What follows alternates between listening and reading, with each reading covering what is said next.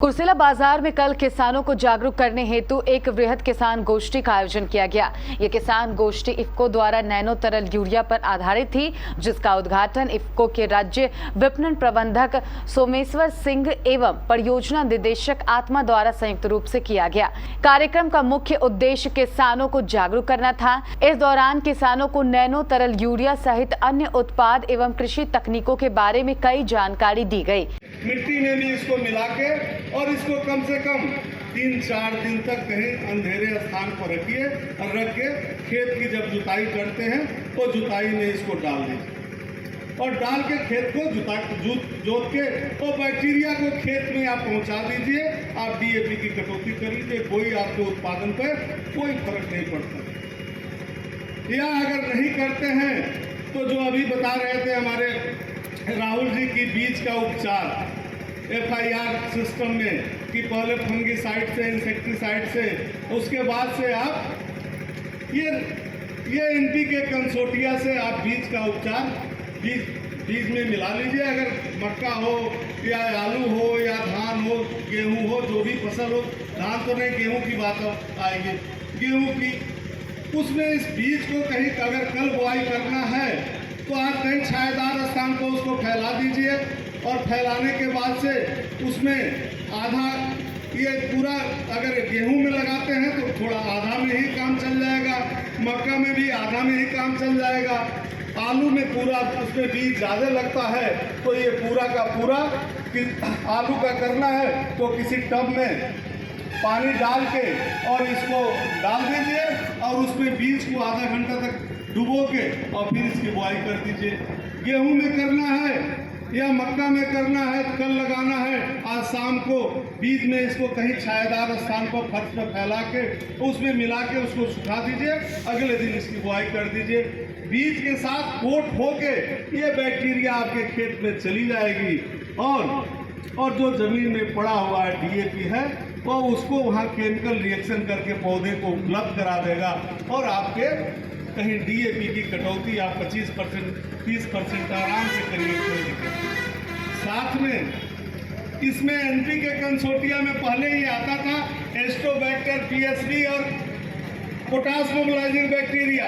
अब ये तीनों को मिला के एक NPK कंसोर्टिया बना दिया गया जिसमें नाइट्रोजन की भी बैक्टीरिया है, तो ये वायुमंडल में से। वहीं आयोजित गोष्ठी के दौरान किसानों को संतुलित उर्वरक के उपयोग के बारे में भी कई जानकारियां दी गई। कार्यक्रम में मंच संचालन क्षेत्र अधिकारी राजीव लोचन ने किया। वहीं इस दौरान कृषि वैज्ञानिक डॉक्टर सुशील कुमार द्वारा भी किसानों को कई जानकारियां दी गई। इस कार्यक्रम में 200 से भी अधिक किसानों ने बढ़ चढ़ कर हिस्सा लिया।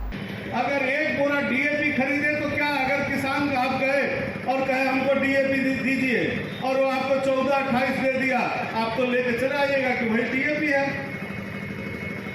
क्या DAP खरीदे तो क्या उस बोरे पर लिखा रहता है? कितना? 1446 1846 बोरे पर लिखा रहेगा, 1846 वही DAP है। मतलब उसमें 18% नाइट्रोजन है और 46% फास्फोरस है। तो परसेंटेज का मतलब होता है 100 किलो में अगर बोरे में लीजिएगा तो 18 के जगह पर 9 किलो नाइट्रोजन हो जाएगा और 23 किलो फास्फोरस हो जाएगा। और तो इसकी कीमत क्या है? अगर सब्सिडी हटा दीजिए तो 3850 रुपये की सब्सिडी के साथ ये खाद पड़ रहा है। अगर सब्सिडी छोड़ दीजिए तो 1350 रुपया। और खेत में जब डालते हैं तो मात्र 16 से 20% ही अगर पौधे को मिला।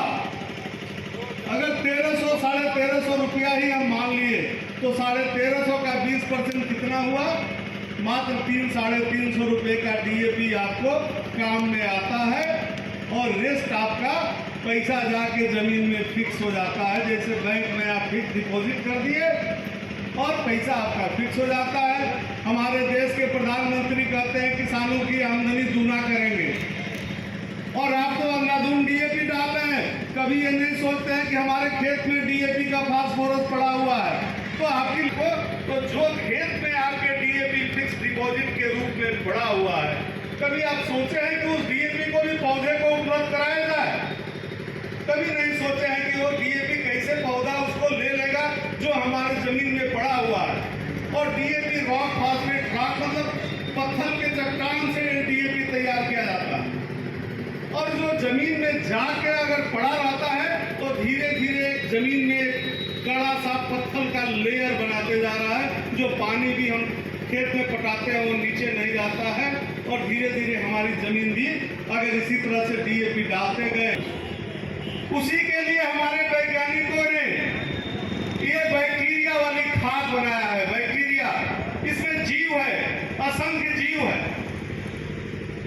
अगर इस जीव से आप बीज का उपचार कर दीजिए या मृदा का उपचार कर दीजिए या बिछड़ा का उपचार भी जो डालते हैं वो डीएपी 25% आप कम कर दीजिएगा, कभी भी कोई आपके उत्पादन पर इसका